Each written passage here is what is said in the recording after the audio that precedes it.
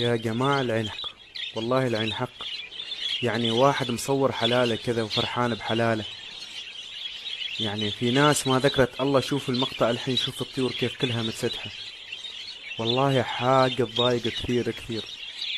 شوف تابع المقطع الثاني كيف كل الطيور ماتت. لا حول ولا قوة إلا بالله. والله حرام، والله حرام يا جماعة. اذكر الله، يوم تشوفون شيء اذكر الله. يعني أنا غلط صاحب المقطع أن صور الطيور كذاك، لكن يعني والله حرام. والله حاجة تعور القلب. طيور ايش دمها. اذكر الله، يوم تشوفون شيء اذكر الله يا جماعة.